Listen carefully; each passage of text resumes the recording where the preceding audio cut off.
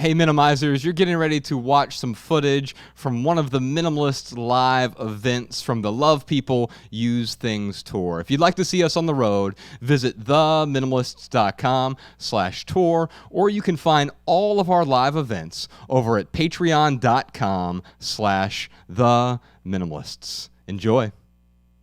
The Minimalists. Howdy, what's your name?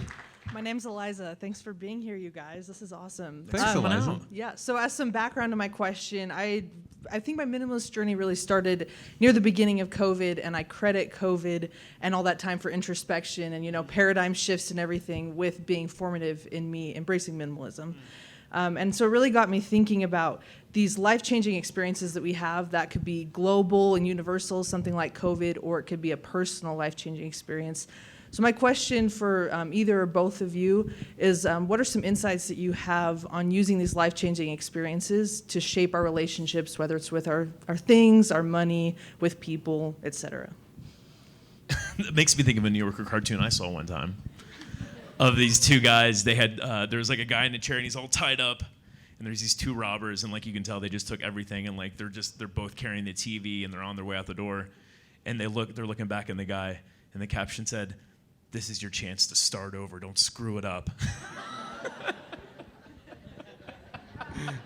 That's good. Yeah, so I kind of wish we all went through a near-death experience every 6 months. I don't know if you've ever been through one, but I had the last 3 years I had, and I wrote about this a bit in the book, but the sort of nadir of my life was as we were writing this book, summer of 2019 especially. We went down to Brazil, and I got this weird parasite. We were down there to speak, and I got this parasite, and it just wrecked my life. It caused this horrible pain, autoimmune pain. I'd wake up and just hideous pain every day for over a year. I've called it a 3-year near-death experience. And while I'm appreciably better now, it's still, still the tail end of it. And so well, actually, you know what? Let me read a little bit from the book real quick. Because at the very beginning, we kind of talk about this.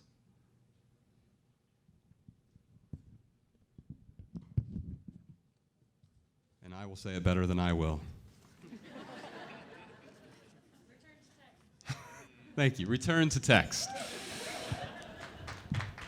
All right, this is from the preface of the book. The preface is called Pandemic Preparation. The streets are rampant with uniformed men wielding Titanic assault rifles. That's the first line in Love People Use Things. A rumpet. You know what? I'm not even going to read that whole thing because there's this whole thing about how when we first got into the pandemic, how rough it was and how odd it was, and so you'll have to read that on your own. That's your homework for tonight. But here we go.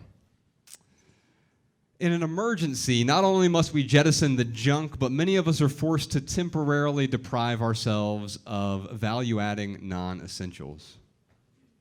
If we can do this, we can discover what is truly essential, and then we can eventually reintroduce the non-essentials slowly in a way that enhances and augments our lives but doesn't clutter them with junk.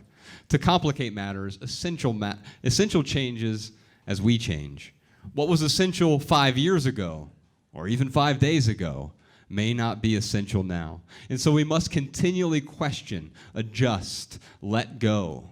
This is especially true during a crisis, where a week feels like a month, a lifetime.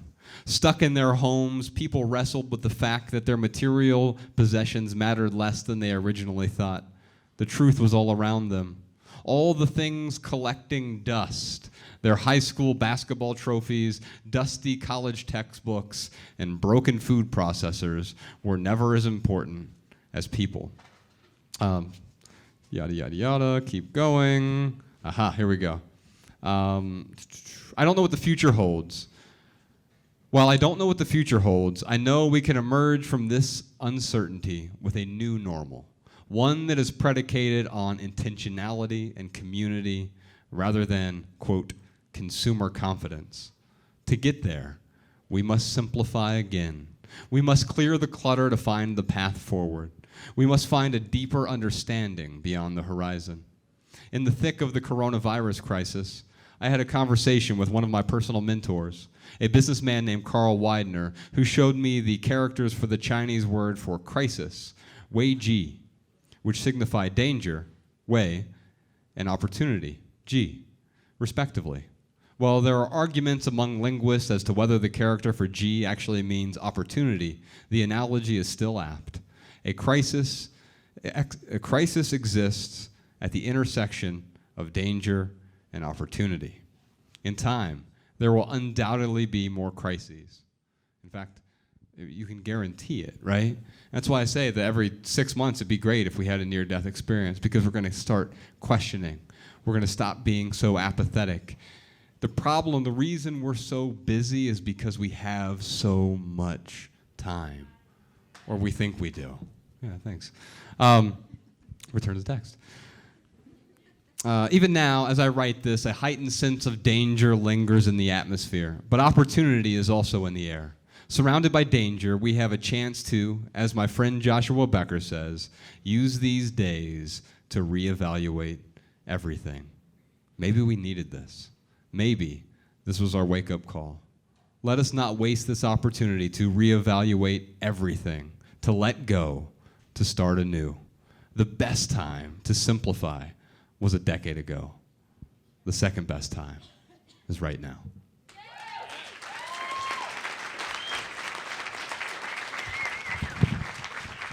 Did you enjoy this video? If so, you can listen to full episodes of the Minimalists private podcast available exclusively on Patreon. Visit patreon.com/theminimalists today. Your support keeps our podcast and YouTube channel 100% advertisement free.